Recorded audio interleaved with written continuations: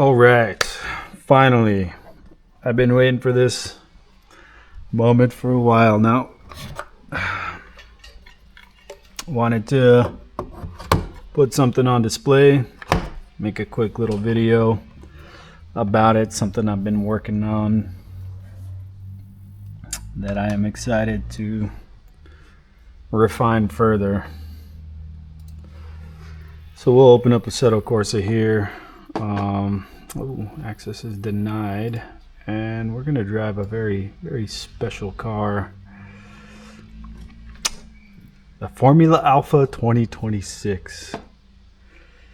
Yeah, we're gonna drive it at Spa. So let's go ahead and load this car and track. Okay, spoiler alert, this actually is not a VRC Formula Alpha 2026, but what it is my interpretation of the 2026 rules built on top of a very special car. Hey dog. The VRC Formula Alpha 2025. I tried to do this with RSS's car, which is the Formula Hybrid X26, and what I found is it just wasn't sophisticated enough. So I went ahead, abandoned that, and I jumped over to the 2025 Formula Alpha. And what I built on top of that is what I've interpreted as a 2026 rules compliant car. VRC has a very high fidelity power unit, and I used a lot of those pieces to change them and shape them to fit the 2026 regs. Now when I say I'm using I very loosely, because I personally have no idea what I'm doing, but I tell you who does know what they're doing, and that's Anthropic's Claude. So yes, there are going to be some people out there that find me utterly disgusting for vibe coding this whole thing, but that's what I did. I used Anthropic's Claude to vibe code the changes, and this is actually where we ended up at. So we started with the physics of the car. We ended up here using VRC's app. We forked it, created a new app so that we could use it to control. And one of the cool things that I think I liked, I had problems with how finicky it was making strats. So what I made was like a click and drag, and it creates a zone, and in that zone we can command how much MGUK reduction we want, or if we want a super clip, we can harvest. Now there are some requirements, you can't just do that straight away. So you have to have some requirements, you have to meet some requirements in order to harvest. But so what I have here is a painted spa map, and we have different pieces of the map. We see where straight line mode is at. We see where the 240 kph threshold is. I mean, you can't really see it, but it's actually right here, I believe. So 250 kilowatts ceiling all through this zone here is maxed at 250 kilowatts of deploy. The pink painted areas, those are your free reduction areas, because inside those sectors you can drop the MGUK as quick as you want and as much as you want. Everywhere else where it is not painted this pink color, there is a rule, and that is when you're in a power limited pending period, nobody actually knows what that means, but when you're in that power limited pending period, you can only drop a maximum of 150 kilowatts, and then from there, if you want to continue dropping, then you can only drop at a rate specified for the track, and that rate is determined by the distance of the power limited distance, so how long the power limited zone is. And what I've come to interpret for power limited pending, and this power limited pending period and the power limited period, is there's a small window just before your wide open throttle and that window is your power limited pending period. And I have made the judgment call to interpret that as greater than 65% throttle and trending upwards. So in the mathematics for the physics, there is a function that calculates pretty much the time rate change of your throttle application. And if that is within a sufficient distance, that's not too big, but it's not too small, during that time step, if your throttle pedal is going down and you are above 65% throttle, you are in the power limited pending period. Once you hit 98% throttle and you're at 98% throttle for at least 1 second, you are now in a power limited period. And when you're inside those periods, that's where the D-rate rules change. SPA has a maximum allowable power reduction of 350 kilowatts, but you only get the first 150 for 1 second, and then it steps down by 50 kilowatts per second. So what we've done different than the FA25 is, instead of electrical power being opt-in, meaning like instead of painting on the map where you want to deploy energy, we now paint on the map where we want to clip energy, right? And so coming down here through the Kimmel Strait, what we'll see happen is we're going to start clipping here, and then again that's our first zone, and we're going to aim for a 350 kilowatt reduction. So as soon as we hit this zone, right away 150 kilowatts comes off. Now every second after, it's going to drop by 50 kilowatts until we get to or below 100 kilowatts. Once we're at that moment, we can drop the rest as quick as we want. And so that's where at the end of the straight, we're actually going to super clip, and we're going to pull torque from the rear axle at a rate of 350 kilowatts.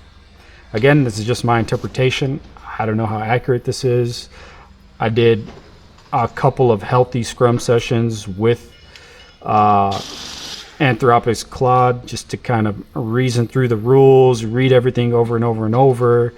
And I feel good about it because I got to a point where I didn't have to ask Claude to interpret the stuff for me. I was able to interpret it after we would break things down Barney style, and then I would tell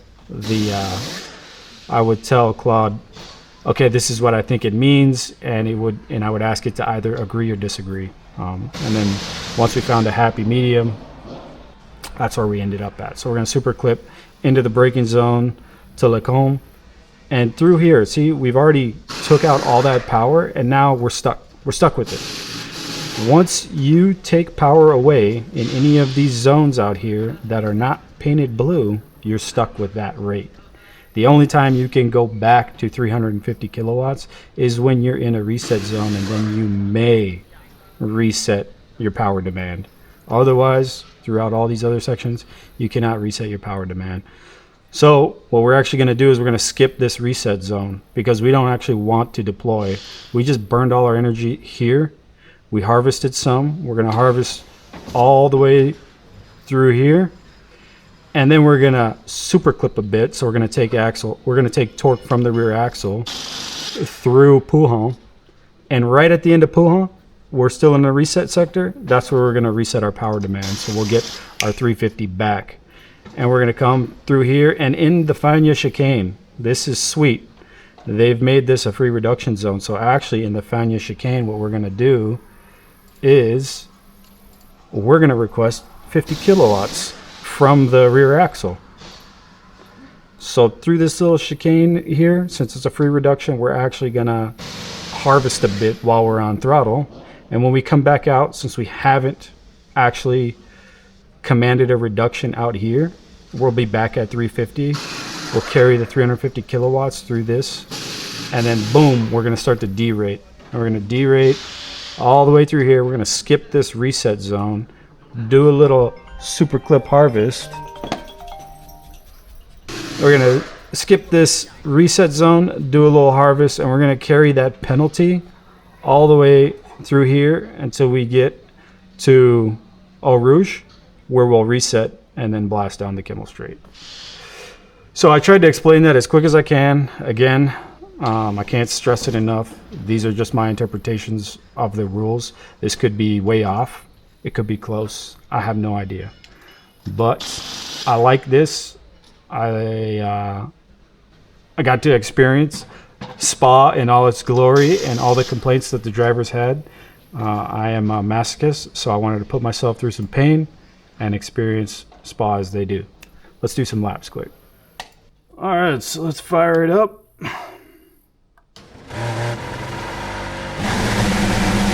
Yeah, so if you can see it, here's my energy bar. This is still programmed to the old car, the 2025 car. So this whole bar represents 4 megajoules of deployment. This needs to get fixed because this is no longer the constraint. The constraint is a sock delta of 4 megajoules, meaning like the difference between fully charged and fully empty can't be more than 4 megajoules. But we're not constrained by how much we deploy. We're constrained by how much we harvest. And in a practice session at Spa, that harvest amount is 9 megajoules, because during practice sessions, the overtake is enabled and active.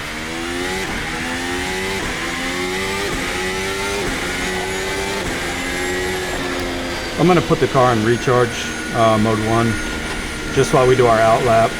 I might talk a little bit. I might skip a little bit, but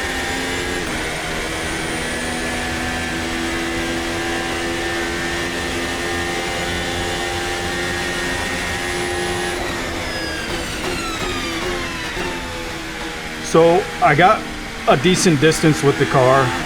There's still a lot left to do. And yeah, like the mass, this is still 2025 mass. The aero numbers are still 2025. So a lot of other things had to change. But yeah, I got to this point, and it took me took a lot of fighting to get here. And once I was here, I was excited. I had to get a video going to show anybody that was interested, wanting to see. The 2026 regs do get a lot of flack, and I can understand why. For me, the entertaining bit is just the engineering behind it and everything that went into the rules that they had to do, either by choice or necessity. That's what's interesting to me. And driving this is the first sim car I've driven that is faithful to the 2026 regs as much as I could make it. All right, here we go. Let's go for a lap. This strat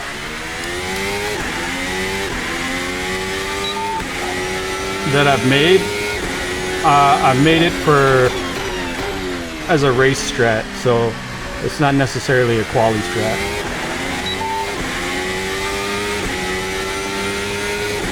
And the biggest thing, this is where we get reset.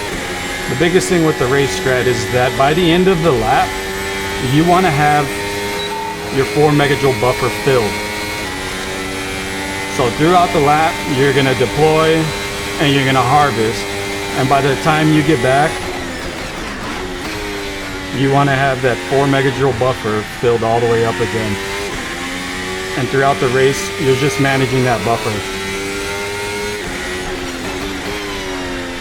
So on some laps, you may push a little harder, or you may select a different mode that spins a little bit of that buffer to attack, but you got to pay that buffer back. So in other laps, you'll need to... Oh, track limits. You'll need to do something to pay that buffer back. All my frames are terrible because I'm also screen recording.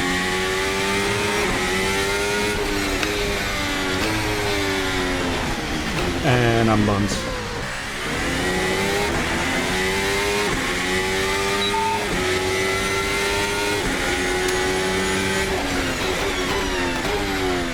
My boost button isn't hooked up yet, but using the boost button is the only other way where you can override these zones where you're stuck at your commanded energy. I have overtake.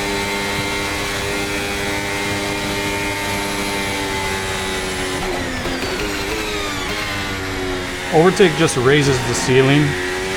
There's a couple of curves that the cars have to abide by.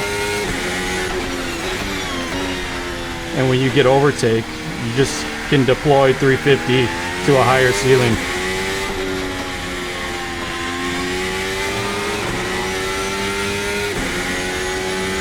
I'm already full.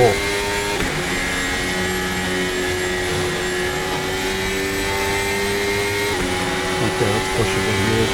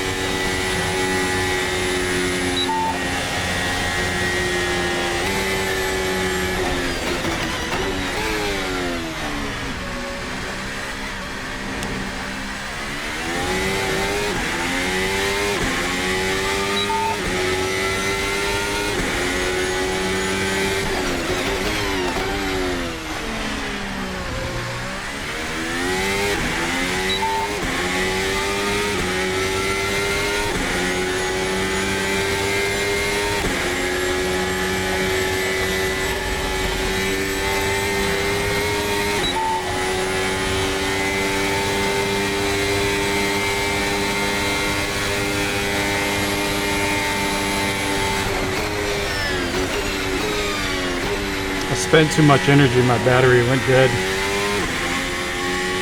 When your battery goes flat, you can't super clip. I don't know if that's accurate, I don't know if that's something I have to change, but that's how it works right now.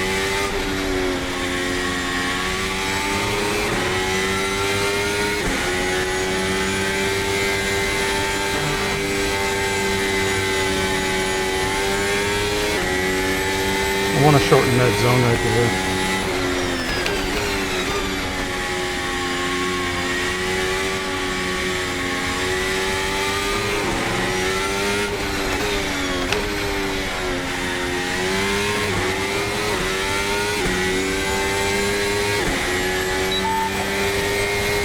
Now I'm down on power, I gotta do something. Lift and coast here.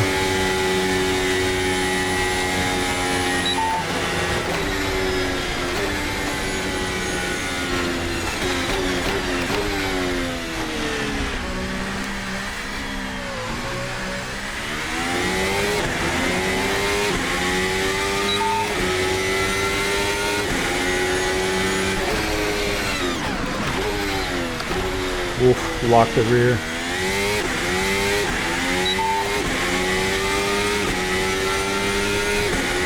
We can hit anti. Let's see if it respects the zone. It does not. I have to fix that.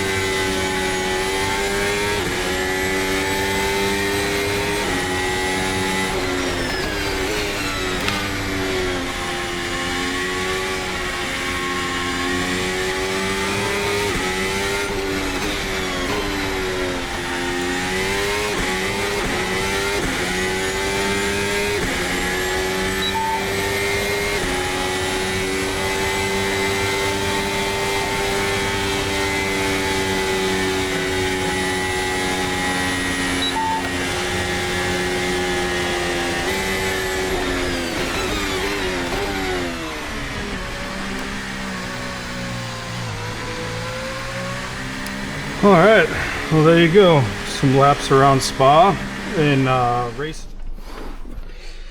All right, had a visitor. So where was I? Oh, where I go from here? Yeah, so in real life, I believe, this is just my opinion, the drivers are locked to a map. So, but that map can change over the lap, and that's why we hear about this AI business in commentary. It's not really AI. It's not like they got Anthropic in the ECU. It's just a it's just like kind of like what I believe to be long-term and short-term fuel trims. So they have a target over the lap at certain points. They'll do a calculation, and if they're either behind or above target, you know, the car will adjust automatically. And if you're behind target, then you're gonna have to pay for that somewhere. So at the next big harvesting zone, it might harvest harder than what you were expecting, or you might just get power cut from you in order to refill those stores until you can get back on target. So when they're using things like the boost button, it's gonna mess with that, with those trims, and so the car will have to, you know, fix itself. It'll either have to super clip or cut deployment in order to make the sock target. But what I'm wondering now is, okay, if that's the case, then what are they doing with the strats? What are they doing with the PU modes? Are they just changing their burn to charge rate? So if you didn't know, again, this is just my opinion, those cars, they'll actually burn fuel to charge batteries. So when the driver demands torque from the engine, the throttle I don't even think cars today have a throttle pedal in the traditional sense, where as you put your pedal down, the throttle valve opens. I don't think it does. Cars today don't even do that because it's electronic, it's fly-by-wire. So what you're actually doing is you're demanding power. I want this much power. And in the case of a Formula One car, if you demand this much power, but you demand this much power out of this much, right? So I have this much available, I demand this much. That means I have all this power, this torque left. Well, I'm not just gonna waste it. I'm gonna actually go ahead and have the PU demand full torque, but I'm gonna cut out the part that you didn't want, and I'm gonna charge the batteries. That's probably what the car is doing. So they'll burn fuel. They'll go up to the fuel flow limit, they'll burn their fuel, and then they'll charge their batteries that way. So while you're driving around, you'll see like part throttle, they'll get their batteries charged up. And maybe with PU modes, they're changing how much they're sacrificing, right? Because if you keep doing that, then you have to run a full fuel load. And in some instances, you might not even make it to the end. So in a case like that, maybe you can cut back how much you actually sacrifice to charge batteries, and you can adjust your fuel levels that way. So if you're able to keep minimum corner speed high, right, this is just my guess, if you're able to keep your minimum corner speed high, maybe you can turn down the dial on how much you're actually burning to charge, and you can bring a lighter fuel load into the race and just carry on that way. Yeah, so as far as the strats go, I don't know. Maybe the strats are like different sock targets, where I have one strat that is a perfectly balanced 4 megajoule target. Every time I hit a certain point on the lap, my energy store has got to be at 4 megajoules. And then maybe if you either turn down that sock or turn it up, you know, you're changing that buffer. You're like saying I want 4.2 megajoules. You can't have 4.2, but you just have that extra 0.2 megajoule to play with. Hit the boost button if you want. And then in the case of like when you're overtaking, you have the extra half megajoule. So now you have 0.7 megajoules extra. So you could really flip the sock to high, where you go into deficit, 3.8 megajoule target, and the overtake button, and you make the pass. Again, these are all just my best guesses. I'm a bit of a tard, so I have no idea what I'm talking about. I just really like Formula One, and I wanted to share this with whoever wanted to watch. Cool.